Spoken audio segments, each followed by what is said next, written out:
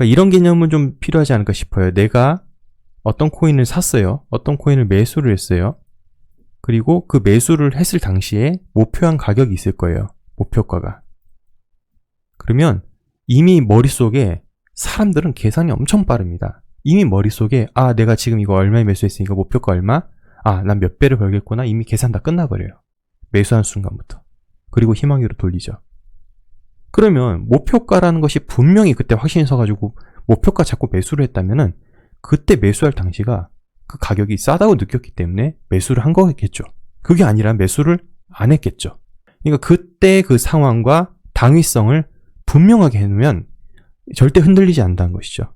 그럼 만약에 내가 좀 현금을 좀 만약에 들고 있었다. 근데 이번에 좀 떨어졌네? 뭐 지금이 매수 기회가 될 수도 있고 아니면 좀 더 떨어질 수도 있죠. 그러면 그때 가면 좀 더 적은 돈으로 같은 개수를 살 수 있네. 오히려 그럼 더 좋은 거죠. 그 어떤 분명한 목표가 있다면 현재 서로의 말이 맞았다 틀렸다 잘잘못을 가리기보다는 지금 나의 삶에서 오랫동안 버틸 수 있는 자금 구조를 가지고 있는지를 점검해야 될 때가 아닌가라고 말씀드리는 것이죠. 자, 왜 그러냐?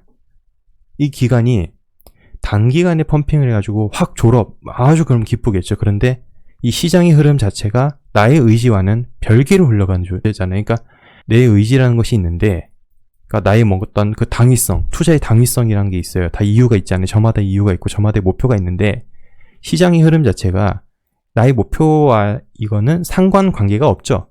그러니까 우리는 여기서 계속 무엇을 공부하고 있냐, 이 채널에서 무엇을 공부하고 있냐, 어떠한 사건이 벌어졌어요. 그러길 바래요. 근데 그것이 과연 가격과 상관이 있는지 전혀 관련 없어요. 내 의지랑 시장 흐름 전혀 관련 없어요. 그러면 결국 뭐냐, 언제가 될지 모른다는 거죠. 그만큼 시간을 버틸 수 있는, 그만한 시간을 버틸 수 있는 자금 상황이 반드시 돼야 되겠죠. 근데 의외로 좀 앞뒤 안 보고 많이 그냥 몰빵하는 분들이 상당히 많습니다. 여기가 그래요. 일단 그래서 물려놓고 그리고 나중에 이제 가자 이렇게 돼버리는 거거든요. 근데 그렇게 되면 과연 몇 년이 지나고 난 뒤에 나에게 있어서 발전이란 것이 과연 있을까? 라는 걸 생각한다면 너무 무섭지 않습니까? 남들은 몇 년이 지나서 저만큼 발전해서 좀 더 고도화되고 좀 더 세련된 투자 방식을 추구하고 있는데 나는 그 제자리에 계속 있다. 그만큼 갭이 이만큼 또 벌어진 거예요. 얼마나 소름 끼치고 무서운 일이겠습니까? 만약에 2018년 같은 장이 만약에 온다 했을 땐 다시는 그런 짓거리를 두 번 다시는 실수해서는 안 된다라는 생각은 정말 그냥 굳게 있었어요. 좀 그동안 영상으로서 좀 여러분들께 지나칠 정도로 좀 많이 좀 불편하실 정도로 말씀을 드렸었던 부분이 있었고, 지금부터 어쩔 건데 그러실 건데 사실은 이제 지금부터 그래 가격 어쩔 건데 이렇게 물어보실 거 아니에요. 그걸 오늘 좀 같이 좀 생각해 봤으면 좋겠는데, 일단은 저의 목표는 1차 목표는 끝났어요. 가능하면 많은 분들이 매도해라 그거 아니에요. 매도해라 그게 아니라 현금을 넣을 때 웬만하면 싸게 들어가야 되잖아요. 싸게 사야 되잖아요. 근데 정말 애매한 구간이 있었잖아요. 누가 봐도 정말 애매했어요. 이건 비싸지도 싸지도 않은 애매한 구간이 있었죠. 거기에서의 현금을 코인으로 바꾸는 행위만큼은 이거는 좀 생각해 보셔라면서 영상을 계속 만들었던 부분이 있었죠. 근데 그거만큼은 성공을 했는 것 같아요. 제가 댓글 피드백이나 여러 가지 보니까 성공을 했고, 아니신 분들도 괜찮아요. 왜냐면 어차피 물려있는 게 축복일 수도 있어요. 물려있지 않으면, 사놓지 않으면 언제 들어갈까 하고 그것 때문에 또 머리 아파요. 그래서 차라리 어떤 분은 그러세요. 강한 맥시멀리스트 분들 같은 경우는 차라리 물려서 편안하다, 그런 분들도 계세요. 그런 분들은 또 그런 투자 방식으로 추구하셔서 그렇게 하시면 되는 거거든요. 이번 사건을 통해서 좀 깨달았던 부분이, 이 테라 사건이 이 테라에 너무 포커스가 가서는 안 된다라는 것이 저의 의견인데요. 제가 무슨 얘기를 좀 하고 싶은 거냐면, 대형 투자사들로부터 그 냉대 해가지고 이렇게 뭐 기사가 나오고 지금 뭐 UST 딥패깅 사태 논의 아직 안 해, 미국 의회 스테이블코인 주목, 증권법 영향 가능성도, EU위원회 스테이블코인 사용 억제 방안 고려, 막 이런 무서운 기사들이 막 쏟아지기 시작합니다. 그래서 뭐까지 번지고 있냐, 잘 아시겠지만 테더까지 지금 번지고 있어요. 이 시장이 그럼 지금 도대체 누가 이걸 지금 불편하게 여겨서 지금 이러는 것인가?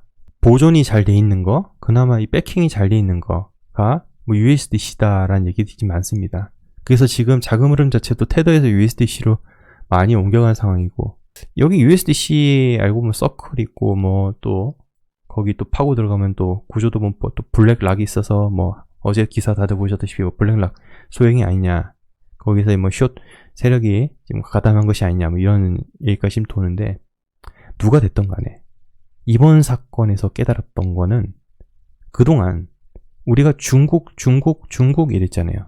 작년 그래서 채굴자 엑소더스 일어나가지고 중국에서 미국으로 다 옮겨갔습니다. 그리고 채굴뿐만 아니라 거래에 있어서도 미국으로 많이 이동을 했죠.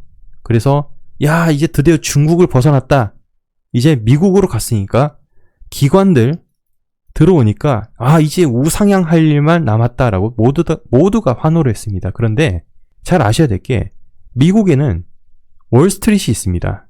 그동안 우리가 겪었던 것들 지금 모르시겠습니까? 얘네들이요, 더 계산적이고 더 치밀하고 체계적이고 더 세련되게 시장을 그냥 잡아먹습니다. 그것이 롱이 됐든 숏이 됐든 그들에게 중요하지 않습니까? 그들에게 중요한 것은 이익이 중요한 것이죠. 구간이 명관이다 라는 얘기가 있지 않습니까?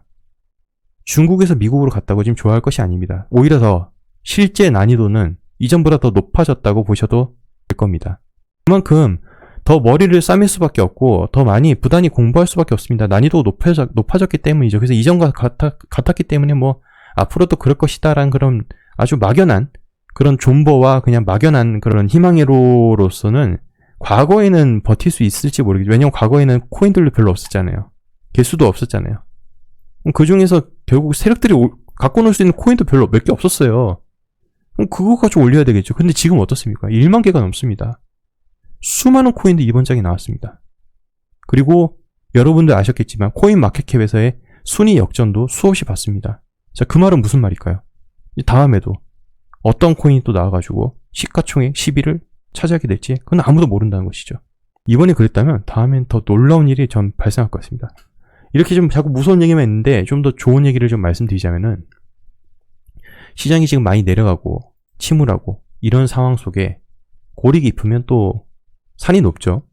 그만큼 다음 사이클은 어마어마한 상승이 우리를 기다리고 있지 않을까라고 조심스럽게 생각을 합니다. 잘 골라야 되겠죠, 대신에.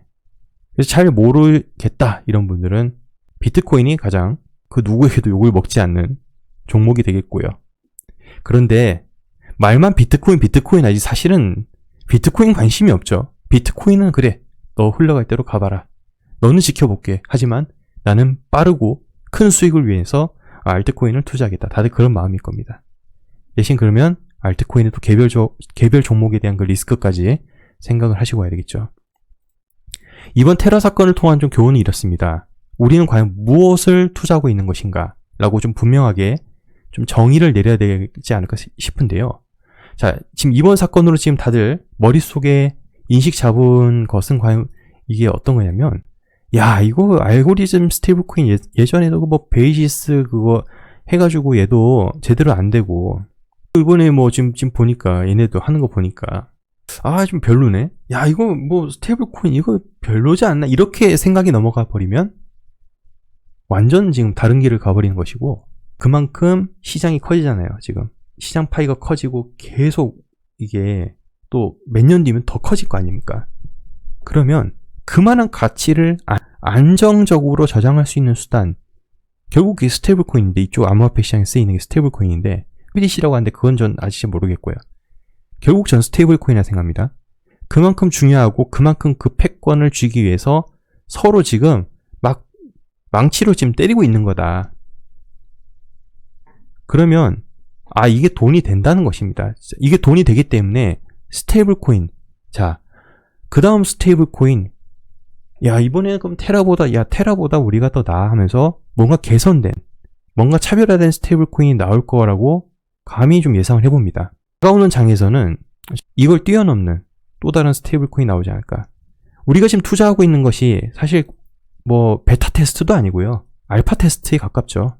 우리는 완성본을 가지고 뭔가 검증된 어떤 제품을 가지고 투자를 하는 것이 아닙니다. 지금 이 시장은요, 그냥 일단 코딩 해놓고 만들어 놓고 실제 코인 만들어 가지고 가면 사람들이 좋다고 사주기 때문에 하면서 개발해 나가고 하면서 발전해 나가는 것이죠.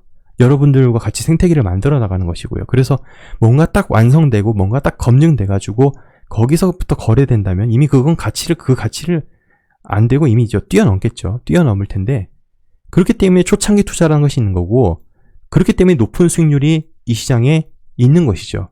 그만큼 하이 리스크고 언젠가 사라질 수도 있는 것이고 이런 과정을 계속 겪고 그렇게 겪은 다음에 계속 앞에 있는 실패 사례 해가지고 봤더니 이거 좀 수정해야 되겠다. 이건 좀 더 덧붙여야 되겠다 해서 계속 발전해가지고 현재의 코인 생태계가 만들어진 것인데 저는 이번 거를 교훈 삼아서 좀 더 발전된 것이 나오지 않을까 생각이 드네요.